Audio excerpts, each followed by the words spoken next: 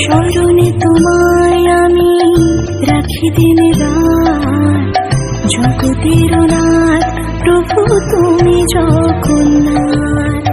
স্মরণে তোমায় আমি রাখি দিন রাত, জগতের নাথ প্রভু তুমি জগন্নাথ।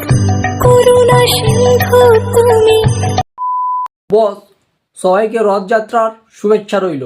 ঠিক আছে, আমি তোমাদেরকে জিলাপি গিফট করছি, তোমরা সেটা কিনে খেয়ে নিও। ঠিক আছে, তোমাদেরই টাকা। আবে সালে। সো বস, কেমন আছো? আশা করি সবাই ভালো আছো। অনেক দিন বাদে এসছি।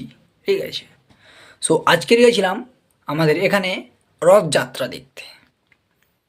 সো রথযাত্রা দেখতে গেছি, সবই ভালো।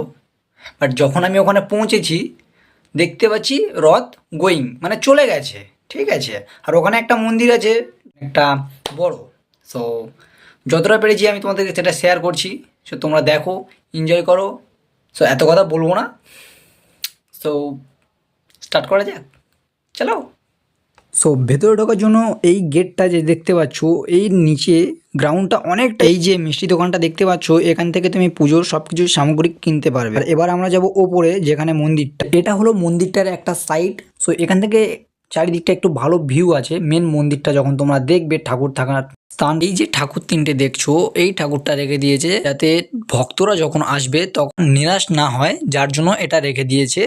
আর এই যে মন্দিরটা দেখতে পাচ্ছ, এখানেই থাকে মেন ভগবান। ঠিক আছে, ওখানেই থাকে।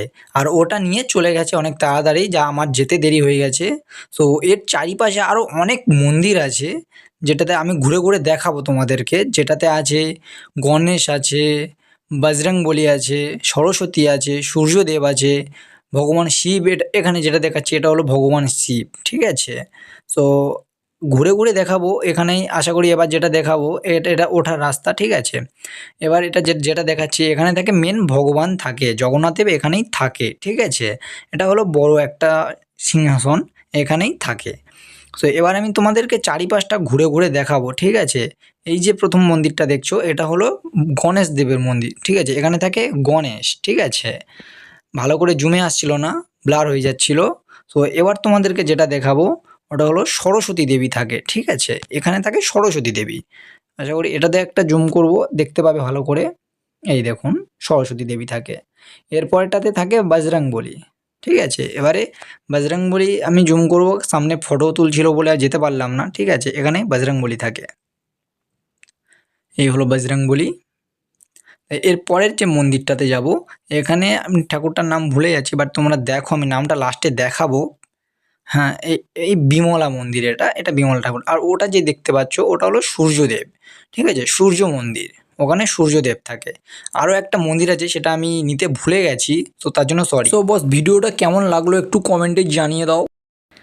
সো বস, ভিডিওটা কেমন লাগলো, যদি ভালো লাগে লাইক শেয়ার কমেন্ট, ফলো করতে বলবো না। যদি তোমাদের ভালো লাগে ভিডিওটা দেখে, যদি তুমি এনজয় পাও, যদি ভক্তি থাকে, সো ফলো করে দাও। আর হ্যাঁ, অনেকে আমাকে টেক্সট করেছে যে তুমি কেন ভিডিও করছো না, এটা বলেছে। এবার আমি একটা কাজের মধ্যে আছি বলে আমি জিনিসটাতে কন্টিনিউ হতে পারছি না। সো আমি চেষ্টা করছি খুব তাড়াতাড়ি এই জিনিসটার প্রতি কন্টিনিউ হওয়ার। সো তোমরা সাপোর্ট করো একটু, আমি চেষ্টা করব। সত্যি বলছি, আমি প্রফেশনাল লাইফটা ধরে রাখতে চাই, আর চ্যানেলটাও ধরে রাখতে চাই। একটু সমস্যার জন্য আমি পারছি না সেটা। সো আমি চেষ্টা করছি খুব তাড়াতাড়ি সব কিছু করে নেওয়ার। ঠিক আছে, তোমরা একটু সাপোর্ট করে যাও, আমি ব্যাক করবো খুব তাড়াতাড়ি, প্লিজ।